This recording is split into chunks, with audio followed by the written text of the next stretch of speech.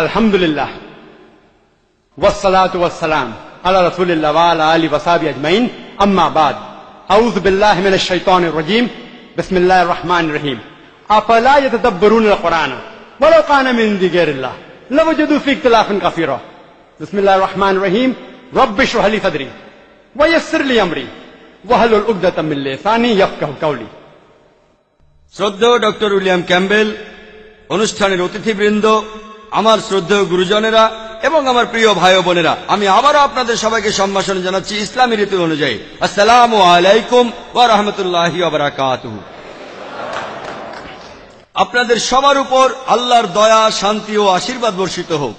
Doctor William Campbell আমার বলা সমস্যাগুলির মধ্যে মাত্র দুটোর সমাধান দেওয়ার চেষ্টা করেছেন, মাত্র দুটো।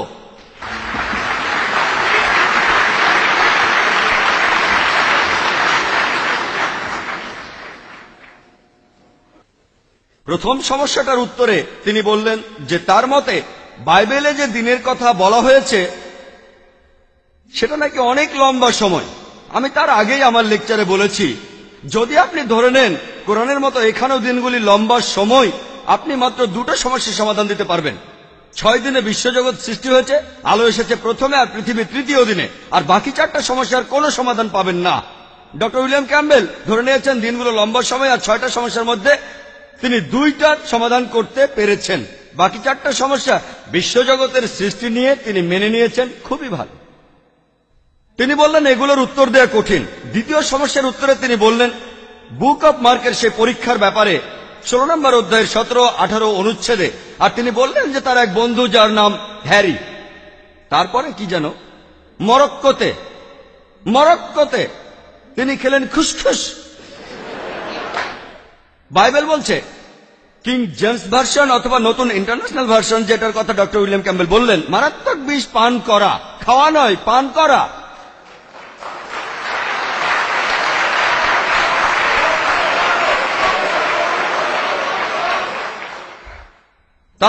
তারপরও কোনো সমস্যা নেই যদি কেউ মারাত্মক বিষ খেয়ে থাকে, সমস্যা নেই। কিন্তু চিন্তা করুন, মরক্কোতে একজন। আমি জানি পৃথিবীতে 200 করে খ্রিস্টান আছে, কেউ পরীক্ষা দিতে আসেনি। 200 করে খ্রিস্টানের মধ্যে একজনও না। আর আমি ভেবেছিলাম যে ডক্টর উইলিয়াম ক্যাম্বেল একজন সত্যিকারের বিশ্বাসী। আমি বলেছিলাম তাকে পরীক্ষায় পাশ করতে, তার বন্ধুকে বলেনি যিনি এখন বেঁচে নেই।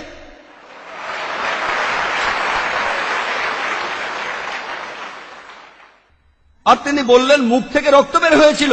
ডক্টর উইলিয়াম ক্যাম্বেল আর আমি মেডিকেল ডাক্তার হিসেবে ভালো করেই জানি যে বিষ খেলে রক্ত বের হয়। আমরা অনেক বিষ খাওয়া লোককে সুস্থ করেছি। এটা আর এমন কি, পরীক্ষা হলো আপনাকে সামনে এসে এগুলো করতে হবে। আর তাছাড়াও আপনি বিদেশি ভাষায় কথা বলতে পারবেন। আর ডক্টর উইলিয়াম ক্যাম্বেল বললেন যে সেই সময় যদি আপনি মার্কের 16 নম্বর অধ্যায়টা পড়েন, সে সময় লোকেরা তারা বিভিন্ন ভাষায় কথা বলতেন যেগুলো তারা জানতো।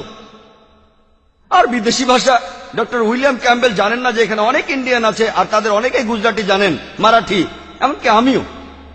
যদি আমি বলি সোচে, আপনি তাহলে কি বুঝবেন?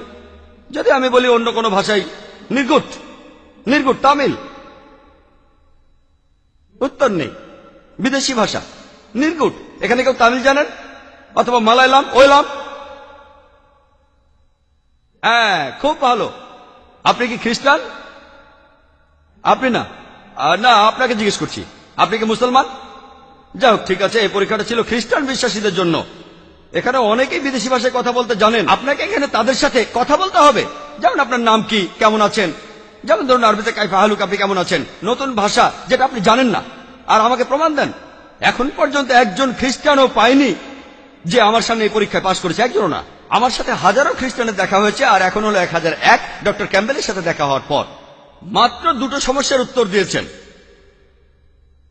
ডক্টর উইলিয়াম ক্যাম্বেল আমার প্রশ্নগুলোর উত্তর না দিয়ে বলা শুরু করলেন ভবিষ্যৎবাণী সম্পর্কে। এখন ভবিষ্যৎবাণীর সাথে বিজ্ঞান আর বাইবেলের কি সম্পর্ক?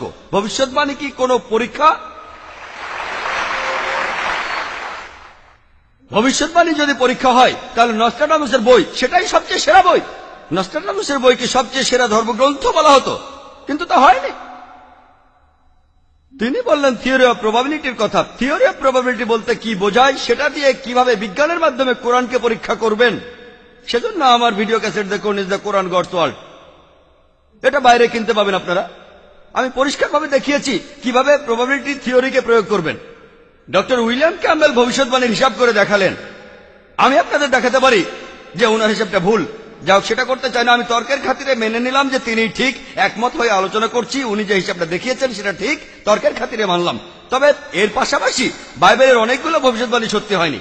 আমি এমন অনেকগুলোর কথা আপনাদের বলতে পারি, যেমন ধরুন জেনেসিসের 4 নম্বর অধ্যায়ের 12 অনুচ্ছেদে বলা আছে, ঈশ্বর কেইনকে বললেন, তোমরা কখনো স্থায়ী হতে পারবে না, তোমরা হবে যাযাবর। এরপর আপনারা দেখবেন জেনেসিসের 4 নম্বর অধ্যায়ের 17 অনুচ্ছেদে কেইন একটা শহর বানালো। ভুল ভবিষ্যৎবাণী। বুক অফ জেরেমিয়া 36 নম্বর অধ্যায়ের 30 অনুচ্ছেদে বলা আছে যে জোয়াকিম অর্থাৎ জোয়াকিমের বাবা অন্য কেউ তার সিংহাসনে বসতে পারবে না। দাউদের সিংহাসনে জোয়াকিমের পর কেউ বসতে পারবে না। এরপর 2 বুক অফ কিংস এর 24 নম্বর অধ্যায় 6 অনুচ্ছেদে বলা আছে যে জোয়াকিম তিনি মারা গেলে জোয়াকিম সিংহাসনে বসেন। ভুল ভবিষ্যৎবাণী। মাত্র একটাতেই প্রমাণ করা যায় এটা ঈশ্বরের কথা নয়। আমি অনেকগুলো কথা বলতে পারি। বুক অফ ইজিকিয়ালের 26 অধ্যায়ে বলা আছে যে নেবুকাদনেজার টায়ার শহরটা ধ্বংস করবেন, কিন্তু আমরা জানি আলেকজান্ডার দ্য গ্রেট টায়ার শহরটা ধ্বংস করেন। ভুল ভবিষ্যৎবাণী। আইজায়ার 7 নম্বর অধ্যায়ের 14 অনুচ্ছেদে একজনের জন্ম নিয়ে ভবিষ্যৎবাণী আছে। কুমারীর গর্ভে তার জন্ম হবে আর তাকে বলা হবে ইমানুয়েল। এই জায়গায় খ্রিস্টানরা বলেন এখানে যীশু খ্রিস্টের কথা বলা হয়েছে। কুমারীর গর্ভে জন্ম হবে, এখানে হিব্রু শব্দটা দেজ আমলা, এর অর্থ কোনো কুমারী না, এক যুবতী নারী। কুমারী শব্দটা হিব্রু ভাষায় হবে বেথুলা, এখানে সেটা নেই। তারপরও মেনে নিলাম, একমত হয়ে আলোচনা করছি, মেনে নিলাম কুমারী কুমারী, কোনো সমস্যা নেই। এখানে আছে তাকে বলা হবে ইমানুয়েল। বাইবেলের কোন জায়গায় যীশু খ্রিস্টকে ইমানুয়েল বলে ডাকা হয়নি। এটা ভুল ভবিষ্যৎবাণী। আমি এখানে অনেকগুলো ভুল ভবিষ্যৎবাণীর কথা বলতে পারি, একটা দিয়েই প্রমাণ করা যায় যে বাইবেলে ভুল আছে। আমি কয়েকটার কথা বললাম। আপনার কথা অনুযায়ী, আপনার থিওরি অনুযায়ী বাইবেল ঈশ্বরের কাছ থেকে আসেনি।